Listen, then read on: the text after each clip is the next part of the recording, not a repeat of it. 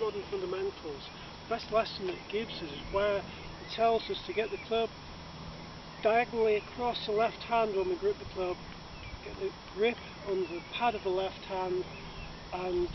the grip running across the crook of the first finger, so the club then is running diagonally across your left hand. And Hogan also says that you should grip the club with the root of your fingers with your right hand, but it's become common knowledge now that you should place the groove of your right hand against the knuckle of your left hand, so that your hands are really fusing together. And one thing that Hogan did was he really fused his hands together, and what he did was that he took his grip quite often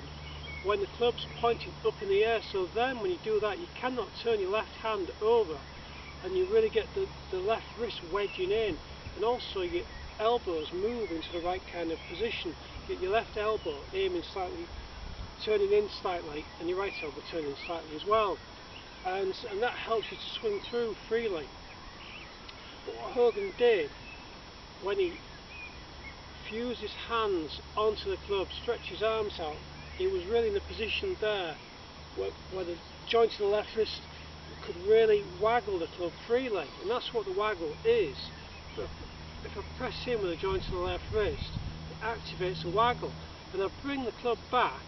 by increasing that pressure, so that really fuses the hands together when you've got both hands on the club, and it activates the pressure in your first three fingers also. So that's what Hogan did really to establish that control, and also in modern fundamentals it tells us to control the club, control the swing with the inside muscles, and of course that's the right side of the left forearm and the left side of the right forearm. And of course when we swing through we want to be releasing through with the left side of the right forearm, so if we're fusing the hands together with the waggle, well, that helps us to do that.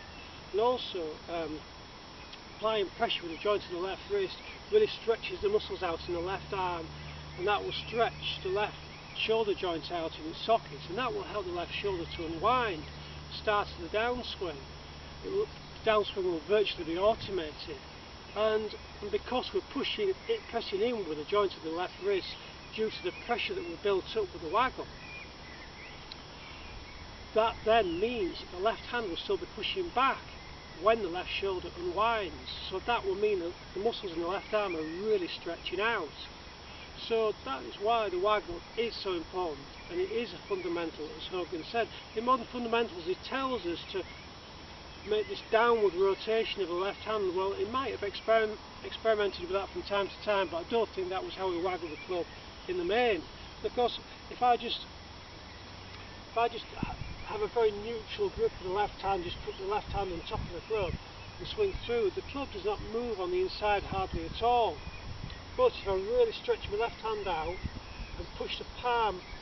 onto the grip and really wedge the joint of the left wrist in, as I swing through, everything moves through freely on the inside, and that helps the left arm to fold. So really the waggle is very much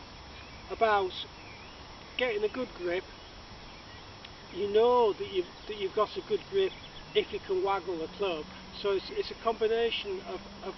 establishing a good grip, then you can waggle the club. If you've got your left hand turning over on the grip, well then you cannot hardly waggle the club. As Christy O'Connor says in his swing clinic, when we address the ball we should be able to lift the hand straight up, but if the left hand's turned over you can't do that, and that's probably one fault that Rory McIlroy has. He gets his left hand over and everything's very much in one line there, and any movement up, and of course I don't really think he doesn't waggle the club, and it might be slightly difficult to waggle the club when he's got that kind of grip in the dress position, and of course if he's not feeling 100%, that's when his game goes awry. You need to have incredibly strong hands to be able to grip the club that way. I would never even be able to contemplate gripping the club that way. I wouldn't have the strength in my hands, so I have to learn the right kind of grip. And so that was something that's really important to look for in Hogan, the way he takes his grip with the club pointing up, then you've got that left wrist in there the joint of the left wrist, pushing in, and you can really waggle the club.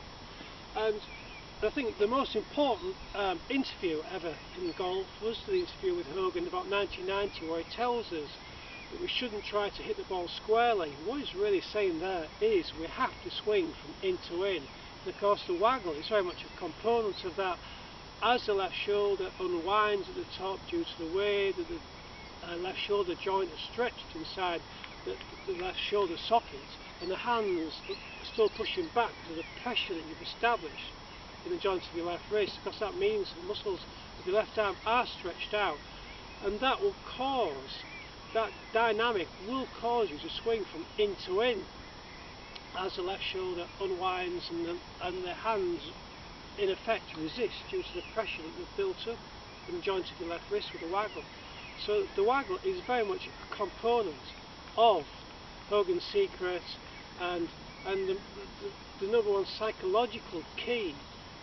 in golf is to allow yourself to swing in to in. Don't be thinking you have to strike the ball squarely, as Hogan so rightly points out in that interview.